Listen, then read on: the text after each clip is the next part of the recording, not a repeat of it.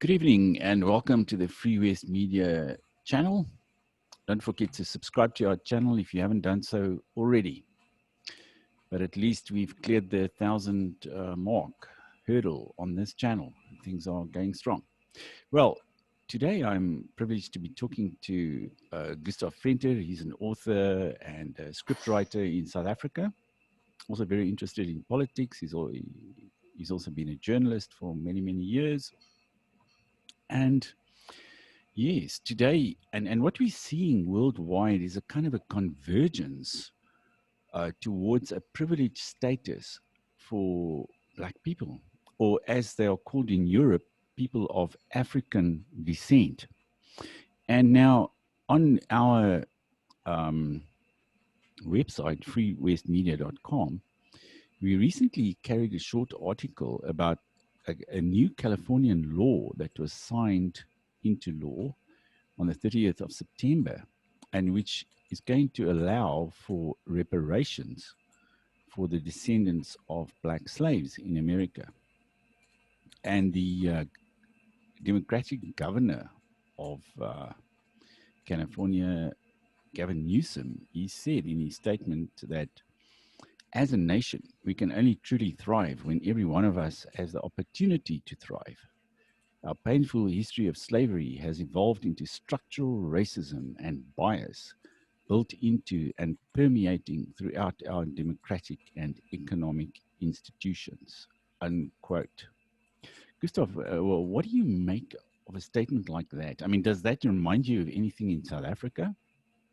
Oh, well, in South Africa, of course, they're not as explicit about it. I mean, they haven't passed any law stating specifically that there will be a redress for every individual Black person in South Africa. But of course, we have this absolute raft of racial discriminatory laws, affirmative action, and what is euphemistically called Black economic empowerment, which is really sort of their free pass to loot everything in sight in South Africa, so yes, that it can end up in Black. We've seen Mr. Edwin Saudi. He's made the headlines because I think he had about 30 luxury sports cars, Lamborghinis, Ferraris, Porsches, Bentleys, and so on. And all of that money he made simply because he was Black. He got contracts, government contracts or tenders, as they call them here. And Yes. And then he would say get 250 million rand for a contract, and then he would pass it on to somebody else for 20 million rand who would actually do the work or not even do it, and he would pocket a profit of say 1,000% or 2,000% or whatever. Yes. Yes. Well, one of the things that happened in South Africa is, as soon as the ANC took power in 1994, they just absolutely cleaned out every kind of regulation and law that would make corruption difficult. They absolutely set the stage for large-scale, wholesale looting of the state coffers. And so it's so easy for somebody like Mr. Saudi. You would waltz in there, know somebody, you would submit an absolute ridiculous tender. In his case, it was for the repair of, or to replace asbestos roofs, as far as I know. Well, from what I can gather, it wasn't even to repair those roofs. It was simply to count them. They wanted to do some sort of a survey. That's true. And there were about 6,000 of them. They had to count them, and that cost, maybe $10 to $20 million to count these roofs. And he didn't even do it himself. He gave it to somebody else to do it for 1/10 of the sum, and he pocketed all that money and bought all these Lamborghinis and Ferraris and so on. Yes, it is vile what is happening. It is so odious, and of course now it is easier. We saw during the entire COVID lockdown season with the tenders for what is known as PPEs in South Africa, personal protection equipment, and the ridiculous tenders. There was one to decant 25,000 milliliters of liquid, that would be some kind of sanitizer, into smaller bottles. Now, let's say that again. 25,000 milliliters, that's 25 liters. To decant that in smaller bottles, and they got the contract for 278,000 Rand, which is what, let's say, close on $20,000, to decant 25 liters of liquid into smaller bottles. Yeah, It is that's sort of obscene. half a petrol tank, or not even. And to decant that into little bottles, you get paid like what, $10,000-$20,000. Oh, it's 6 gallons. You know, it is obscene, and they get away with it, and it's noticeable because right now the black middle class is bigger than the entire white population in South Africa. And when you go to the mall and you see the fancy cars driving up, you can have a look. It's very seldom a white person driving a new Mercedes or BMW. Yeah, and the Porsche Panamera. I mean, there are these black women in Johannesburg, and they all drive Porsche Panameras. That's a 4-door Porsche. That's it. And you know, the thing that struck me about all of this was, not that I really make an effort to travel, but I get sort of invited to places, and I mean, I've been to Russia and Poland and all sorts of places where I hadn't been before because people invited me there. But I've traveled all over Europe and USA and wherever, and no other country on earth has so many black people driving around in luxury cars. You don't see it in France. I mean, in France, most black Frenchmen or inhabitants of France, whether they're citizens or not, they hardly even have cars. They use public transport, let alone drive around in a Porsche or a Lamborghini or a Ferrari. It's only in South Africa that you find that there's this class of super well-heeled Africans who really, they live these kind of Hollywood lives. It's just incredible. But the thing that concerns me is that this seems to be becoming a worldwide phenomenon. I mean, it started here, this kind of, call it thing, not white privilege, but black privilege. And with this law signed, this Californian law that's going to make it possible to have reparations and so on. You've got that. And then in Europe, there is another, it's also like a kind of a law or a policy that was adopted last year, and which acknowledged that there was a blanket racism in the European Union towards black people or people of African descent. And therefore, all the European countries had to adopt this policy of so-called diversity and affirmative action. And it's going to lead to a similar type of situation as in South Africa, where you've got black privilege and special, regulations and for black people so that they can become incredibly and ostentatiously wealthy without doing any work, simply on account of being black or of African descent. I mean, did you see something like that happening, Gustav? I mean, is it possible? Well, I think the great error here is to think that you can elevate somebody in social standing, and we could even use the word civilized, that civilized behavior can be created by merely flinging money at it. I can say this for my European brethren: they have no idea what is waiting for them. This is, you cannot create a new class of citizen merely by, forking out money. In South Africa, we've seen the obscene, the absolute disgusting attitude and behavior by all these newly rich people. There was, for instance, the phenomenon of the izikutani, where young black people would all of a sudden have money, and or they would drain their parents' finances and then spend it ostentatiously, not merely buying things, but destroying things. So the idea was, if I can buy a pair of Gucci loafers and cut it up in front of my mates, I will show them that I have so much money at my disposal. Yes, I've actually luxury seen, goods. yeah, I've seen actually videos like that where they actually destroy these brand name goods in Soweto and so on. They have these parties where they've got these, you know, like a $500 or $1,000 pair of shoes, like a Gucci pair of Gucci's or whatever, and then they would destroy it and burn it or cut it up and so on, simply because they can. I've seen that.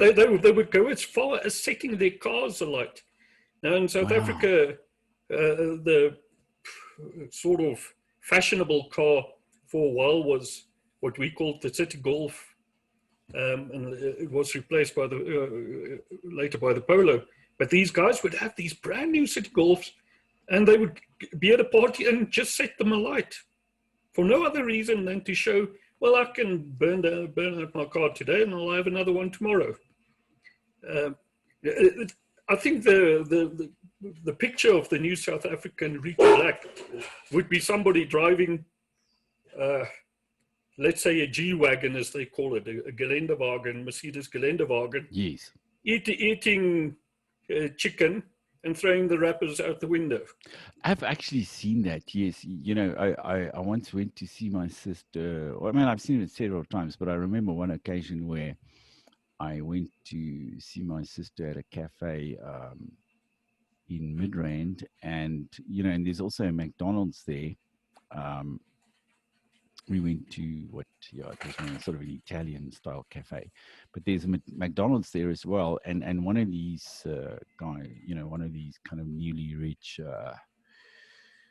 black people, you know, he was driving a BMW and driving out of the parking lot, and then he just took the whole bag full of the rubbish and so on, all the packaging from McDonald's, and just threw it out the window onto the road. Yeah, and all over South Africa, you see that, you know, it's just so untidy. And South Africa is in a mess. Litter everywhere. And these people, you know, in these BMWs and Porsche Panameras or whatever, they don't feel anything. They just chuck anything out the window. It's horrible. I hear you got your dog there with you. I do. I apologize for that, and I don't know what to do to get him to shut up. So if the listeners will just bear with us. No problem. And this is the thing that the governor of California should understand, Mr. Gavin Newsom, is the irony is they won't retain this money. It's not as if you can fling all the money in the world at the situation, but newly rich people have a very poor record of retaining money, and the irony being that this money is going to end up in white hands, the people selling the Gucci's and the Mercedeses and the Rolexes. So Mr. Sword is, well, he's in legal trouble now. He was nabbed by what we call the Hawks in South Africa, a special unit of the South African police investigating serious crimes or serious commercial crimes. And so he's in all probability, he's going to lose all his cars, his mansion, everything. But, you know, I think the attitude from them would be, oh, well, that's okay. Well, at least I had it for a little while. And then life just carries on again. Yes, and somehow, you know, even people who get sentenced or whatever in the courts, I mean, they seem to bounce back, and after a few years, they are back to their old tricks again, and they're still members of the ruling party. And, you know, I think about 120 of our 400 parliamentarians, I think there are 400, if I'm not mistaken, in South Africa, they've got criminal records, so that's not a problem. Well, I mean, a sizable percentage of our police force has criminal records. I mean, something like 40% of policemen have criminal records in South Africa. I mean, it's gobsmacking. Yes, certainly. I mean, you can't imagine that anywhere else that somebody with a criminal record could become a policeman. Yes. It's but it's simply amazing. But you know, I was talking to somebody today, and he was telling me about a friend who immigrated from South Africa, and he's now in London. He's been living there for quite a long time. He's a dentist, and he made quite a lot of money there. You know, South African dentists are quite famous because they're quite good, and there's sort of dental tourism here, and lots of them also go to work in the UK, because apparently the UK dental system, national health, and all that is not all that great. But he says he's coming back to South Africa because London is becoming like South Africa. It's now, and you know, you've got the same kind of ideology permeating through everywhere. It's on the BBC, it's on Sky News, and everywhere, that this notion of black privilege, and that people of African descent, as they call them in Europe, that they should have a special deal, and that they should be placed above us when it comes to contracts and you know, access to money and wealth and business and so on. And I just, and so the whole world seems to be heading the same way as South Africa, and we've seen what problems it can cause in South Africa. It's just amazing that, just like people didn't really learn from the mistakes of communism, they're not learning from the mistakes of affirmative action and you know, and black economic empowerment, and all of these kind of neo-communist ideologies. That's it. And you know what is really ironic is that the rest of Africa is looking at this whole situation in South Africa, and surely at the situation in America and Europe, in absolute amazement. They would tell us, we whites in South Africa, they will tell us and say, you are crazy. We won't do it. Why would you do it? Why would you just give people money in the hope that they will become good, solid, productive citizens? It hasn't worked anywhere in Africa, and it's not working here now. And it won't work in Europe. Yes, exactly. Yeah, and in the rest of Africa, you don't see, maybe in Nigeria here and there, but it's also fairly limited, I think. But you just don't see these people with the Hollywood cars and the Hollywood mansions and so on. You know, like you've got in South Africa, where we've got a completely unnatural and situation where people have just been made rich on the basis of an affirmative action ideology. Well, I tell you what, I've got a business idea.